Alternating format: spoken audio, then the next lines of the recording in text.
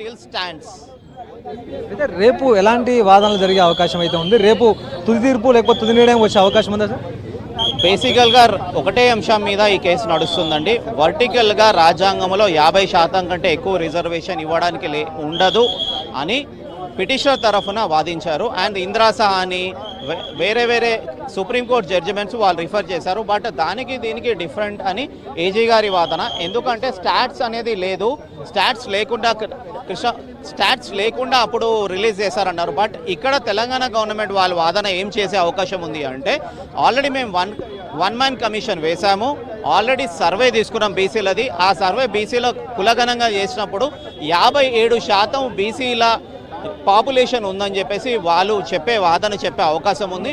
ఆ 57% వాళ్ళు పాపులేషన్ ఉన్నారు కాబట్టి 42% లోకల్ బాడీ ఎలక్షన్లలో బీసీలకు 42% లోకల్ బాడీలో రిజర్వేషన్ ఇవ్వాలని చెప్పారు. అదే ఏదైతే జియోఎంఎస్ నంబర్ 9 తెలంగాణ ప్రభుత్వం బీసీలకు 42% రిజర్వేషన్ లోకల్ బాడీలో ఇస్తూ గవర్నమెంట్ పాస్ చేసిందో అదే కన్సిడరేషన్లో తీసుకుంటూ డిస్ట్రిక్ట్ కలెక్టర్ లోకల్గా ఆల్రెడీ 42% బీసీలకు రిజర్వేషన్ ప్రకారమే గెజెట్లో ఆల్రెడీ రిలీజ్ చేశారు. ప్రక్రియ రేపు అనగా 9 అక్టోబర్ నుంచి ప్రక్రియ local body election first phase ZPTC election procedure నడుస్తుంది. స్టే లేనందువల్ల యాజ్ ఇట్ ఈస్ కొనసాగుతుందండి.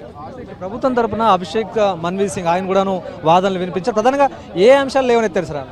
బేసిక్గా వాళ్ళు ఏమంటారంటే 31 ఆగస్ట్ 2025 రోజు ఈ ఏదే బిల్లు ఇరు సభలలో ఆమోదం తెలిపి గవర్నర్ అసెంట్ కోసం పంపించారు. అయితే పిటిషనర్లు ఏమంటారంటే ఇది గవర్నర్ ఇంకా అసెంట్ తెలపలేదు, లేకపోతే డిసెంట్ తెలపలేదు, అంటే ఆమోదించలేదు, తిరస్కరించలేదు అని అంటారు. కాకపోతే ఏజీ గారి తరఫున ఏమంటారంటే ఇది మార్చి 17, 2025నే ఇది పాస్ చేశాము. సో 3 నెలల్లో గవర్నర్ గారికి లిమిటేషన్ ఉంది ఏంటంటే 3 నెలల్లోనే ఈ ఏదైతే బిల్లు పాస్ చేస్తారో అది 3 నెలలు యాక్సెప్టో రిజెక్టో చేయాలి. కాకపోతే 3 నెలలు మార్చి నుంచి అంటే మార్చ్, ఏప్రిల్, మే, జూన్ అయిపోయింది కాబట్టి 3 నెలలు అయిపోయింది కాబట్టి డీమ్ టు యాక్సెప్టెడ్ అనే వాదన ఏజీ గారు చేశారండి.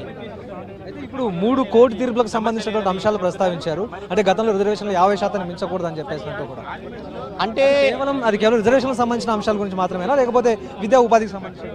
బేసిక్గా పిటిషనర్ వాదనలు ఏమంటారంటే వర్టికల్ రిజర్వేషన్స్ మోర్ దెన్ 50% దాటొద్దు అని వాళ్ళు అంటారు. కానీ ఏజీ గారు ఏమంటారు, ఇందిరా సహానిలో కానీ కృష్ణమూర్తి గారి జడ్జిమెంట్లో కానీ అక్కడ వాళ్ళు ఏం చెప్తారు, కృష్ణమూర్తి గారి జడ్జిమెంట్లో ఏంటంటే ఆ రోజు వాళ్ళు 50% కంటే దాటినప్పుడు ఎలాంటి సాంకేతిక డేటా లేకుండా మోర్ దెన్ 50% ఇచ్చారు కాబట్టి అది రిజెక్ట్ అయిందని వీళ్ళు అంటారు. ఇప్పుడు వీళ్ళు ఏమంటారంటే మేము 1 కమిషన్ ఆల్రెడీ ఒక డేటా తీసుకున్నాము, ఆ డేటాలో 57% ఆల్రెడీ పాపులేషన్ బీసీది ఉంది కాబట్టి ఆ 57 పాపులేషన్ వాళ్ళకి 42% మేము ఏదైతే రిజర్వేషన్ వాళ్ళ డేటాబేస్ శానిటరీ డేటా ఉంది, ఇది ఆల్రెడీ మనం అసెంబ్లీలో హౌస్లో పాస్ చేసిన తర్వాత గవర్నర్కి పంపించాము. మార్చి 17 తారీఖున ఇది గవర్నర్కి పంపించాము. వారికి లిమిటేషన్ 3 నెలలు, ఆ 3 నెలలు అయిపోయింది కాబట్టి ఇది deem to be accepted by the governor కాబట్టి గెజెట్స్ ఆల్రెడీ రిలీజ్ అయ్యాయని చెప్పేసి ఏజీ గారి తరఫున కొద్దిగా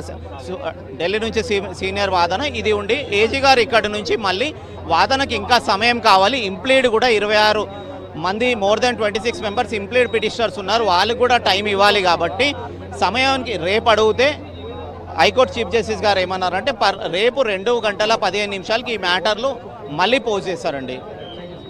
ఇది మొత్తానికి రేపు 2:15 రేపు మరొకసారి ఇదే అంశం గురించి విచారణ జరగబోతోంది.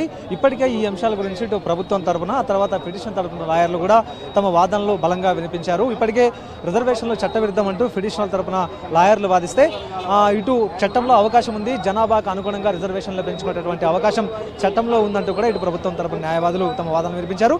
సో రేపు ఈ అంశానికి సంబంధించినటువంటి అంశంలో ఒక ఉత్కంఠకు తెరపడేటువంటి అవకాశం కనిపిస్తుంది. బీసీ రిజర్వేషన్ విషయంలో రేపు ఒక క్లారిటీ వచ్చే అవకాశం అయితే కనిపిస్తోంది. Over to studio.